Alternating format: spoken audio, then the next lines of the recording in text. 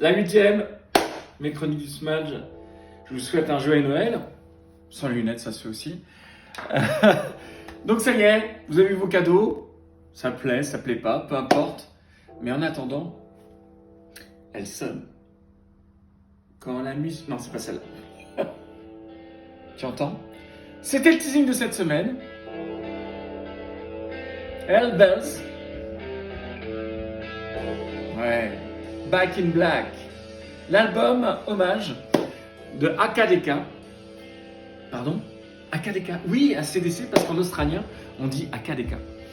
Album de 1980, donc hommage à Bon Scott, enregistré aux Bahamas. Ça va, hein? Il y a pire. Avec des titres fabuleux, comme celui que vous entendez, Hell Bells, ou Have a Drink on Me, en fait, qui est plutôt une chanson très drôle, puisque très drôle quand on connaît la mort de Bon Scott, qui est mort dans une voiture après une cuite. Ou alors Shoot Me All Night Long, qui a été d'ailleurs repris par Céline Dion. Shoot Me All Night Long. Allez, on baisse.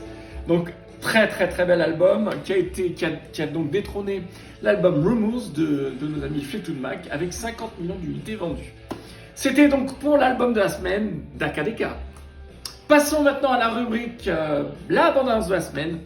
Une bande-annonce qui était aussi dans mon teasing de cette semaine, film de Chris Nolan, je vous ai dit en mille, Oppenheimer. Oppenheimer donc sortira le 21 juillet, studio Warner Bros derrière, avec une musique de Ludwig Göransson. Donc pourquoi je vous parle de Ludwig Göransson? Parce qu'il est d'actualité, c'est lui qui a fait la musique de Black Panther 2. Et d'ailleurs, il a eu l'Oscar pour Black Panther 1, sorti en 2019. Musique de film de Creed, et j'en passe, et des meilleurs. Donc, ça devrait être pas mal. C'est la deuxième coopération entre Chris Nolan et donc Ludwig, puisqu'il avait déjà fait la musique de Tenet. Chris Nolan, c'est le meilleur. Né le 30 janvier 70, avec un parcours hors norme, avec un premier film fait de briques et de broc qui s'appelle Following en 2008. Puis en 2010 suivra Memento, 45 millions de dollars, très très beau succès. Et derrière, un très bon remake avec Robin Williams et Al Pacino pour Insomnia. Film financé et donc soutenu par Steven Soderbergh, s'il vous plaît. Puis derrière suivra une trilogie de la... Comment dire non pas de Marvel, de DC Comics, de Batman, ou comment réinventer le super-héros de Dark Knight. Ouais, on pourrait penser aussi à Frank Miller d'ailleurs. Petite parenthèse fermée. Derrière suivra bien sûr le film Interstellar avec une musique qui m'entête encore aujourd'hui, qui est juste assez exceptionnelle, puis Tenet, puis Dunkerque. Bref, ce monsieur sait très bien s'entourer puisqu'il écrit souvent les films avec son frère, son cadet Jonathan, et bien sûr le producteur qui est tout simplement sa femme pour Syncope, ou à deux, donc ils produisent eux-mêmes leurs propres films. Donc c'est en anglo-américain puisqu'il est né dans Westminster d'ailleurs, petite parenthèse. Voilà pour la bande-annonce de la semaine. Passons au chiffre de la semaine. 2 740 000 entrées. Avatar 2 fait 2 740 000 entrées, soit plus, à peu près 100 000 entrées de plus que le premier Avatar. Il faut savoir que ce film n'a pas pris l'eau finalement pour un film sous l'eau. Donc 135 millions de dollars de recettes sur le sol américain. C'est un peu en dessous de ce que souhaitaient faire les studios avec ce film. Studio Grandes Oreilles. Voilà, ça c'est pour les chiffres de la semaine. Maintenant, passons à ce que je vous avais promis. On va passer à la rubrique Review. Alors, c'est vraiment des revues coup de cœur, puisque là on est sur la 7e obsession qui fait une trilogie sur Disney.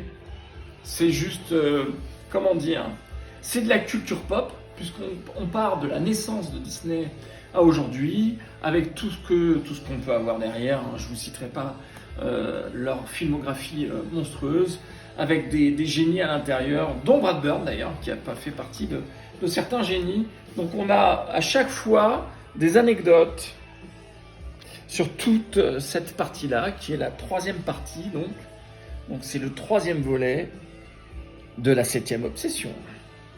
Pour tous les amoureux de Disney, ou ceux qui veulent découvrir l'œuvre Disney. Puis on passe sur un spécial Spider-Man, ou comment est né ce super-héros, avec cette petite piqûre d'insecte qui est une araignée. de l'œuvre donc de Steve Ditko avec Stan Lee derrière aux commandes.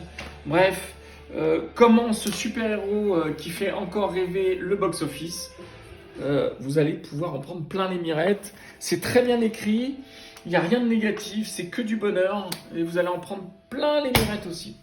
Et puis alors ça, c'est un spécial Avatar geek qu'un de mes meilleurs amis m'a fait découvrir il y a maintenant plusieurs numéros. N'est-ce pas Toto? Donc un vrai bonheur. Là on parle pas de box-office. Hein. D'ailleurs tiens, petite parenthèse, je reviens quand même sur Chris Nolan parce que ça m'a... Pendant que je faisais cette petite chronique, j'ai repensé à une chose. Sur Chris Nolan, c'est quand même quelqu'un d'assez exceptionnel pour le box-office puisque c'est quelqu'un qui a réalisé pas moins de 5 milliards de dollars de recettes, 11 Oscars, 6 Golden Globes.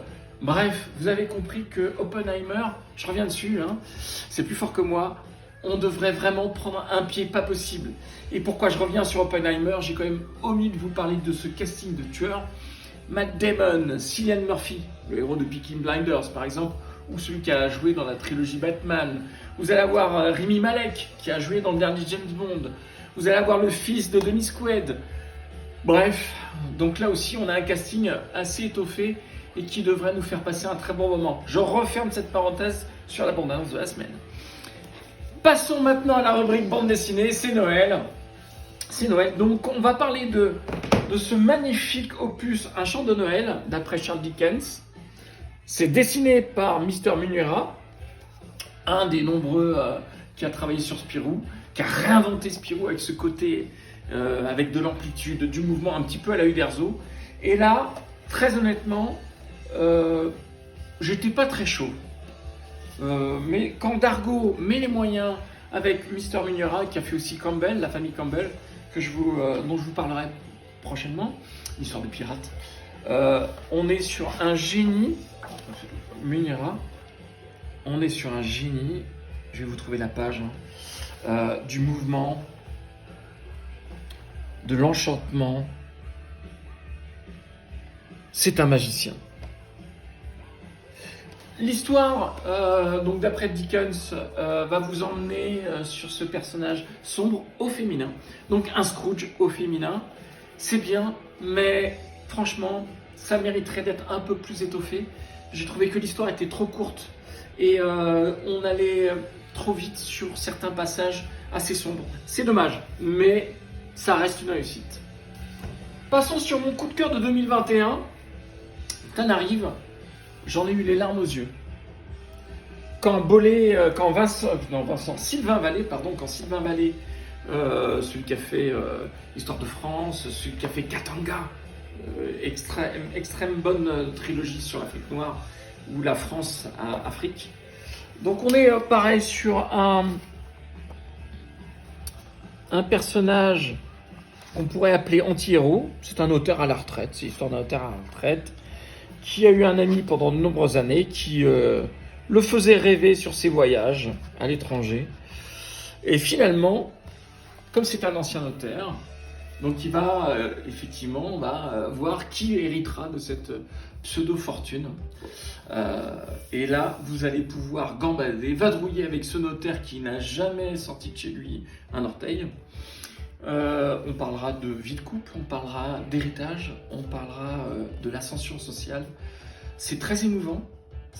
Oh là là, j'en ai des frissons, regarde. C'est très émouvant, c'est poignant, c'est drôle, c'est très bien écrit. Néanmoins, même si on est sur un album qui fait plus de 100 pages, j'ai quand même trouvé l'histoire un peu courte. Mais vous allez passer un super moment. Terminons cette chronique sur la musique. On a commencé avec la musique avec AKDK.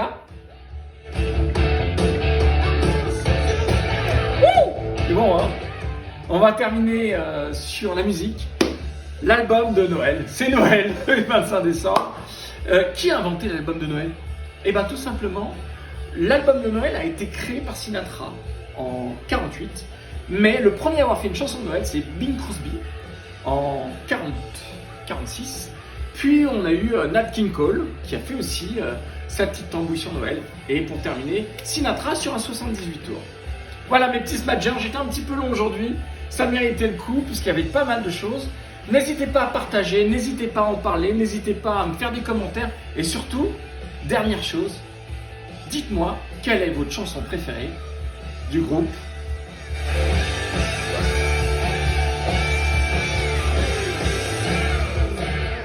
AC/DC. Sur ce, bon Noël!